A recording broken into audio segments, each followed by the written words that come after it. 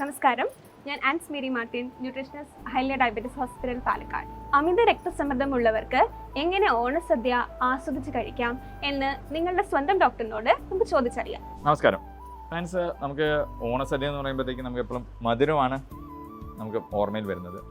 പക്ഷേ മധുരം പോലെ തന്നെ ഏറ്റവും പ്രധാനപ്പെട്ടതാണ് ഉപ്പുള്ള ഭക്ഷണങ്ങളും അനവധി തന്നെ നമ്മുടെ സദ്യയിലും വരുന്നതാണ്. കറികളെല്ലാം നമുക്കറിയാം അല്ലേ, പല ടൈപ്പിലെ കറികൾ ഇപ്പോഴത്താണെന്നുണ്ടെങ്കിൽ 30-40 വരെങ്ങൾ വിഭവങ്ങളുള്ള ഓണസദ്യയൊക്കെയാണ് ഈ കാലഘട്ടത്തിൽ നമ്മൾ ആസ്വദിക്കുന്നത്. അപ്പോൾ അതേപോലെ തന്നെ അതിനകത്ത് ഉപ്പുള്ള ഭക്ഷണങ്ങൾ ഒത്തിരി വരാറുണ്ട്. കറികൾ കൂടാതെ തന്നെ നോക്കുകയാണെന്നുണ്ടെങ്കിൽ നമുക്ക് അച്ചാർ അല്ലേ, പലതരത്തിൽ അച്ചാർ, 3-4 തരത്തിലുള്ള അച്ചാർ അല്ലേ, മാങ്ങ അച്ചാർ, നാരങ്ങ അച്ചാർ, പുളിയിഞ്ചി. അടുത്തത് നോക്കുകയാണെന്നുണ്ടെങ്കിൽ നമുക്ക് കായവറുത്ത ചിപ്സ് തന്നെ 4 കെട്ടുള്ളതും അല്ലെന്നുണ്ടെങ്കിൽ ഫുൾ റൗണ്ട് ഉള്ളതും, അങ്ങനെ പല ടൈപ്പിലുള്ള ചിപ്സ് വരും. അപ്പോൾ അതിനൊക്കെ നമുക്ക് ഉപ്പിൻ്റെ അംശം വളരെയധികം വരുന്നതാണ് അല്ലേ.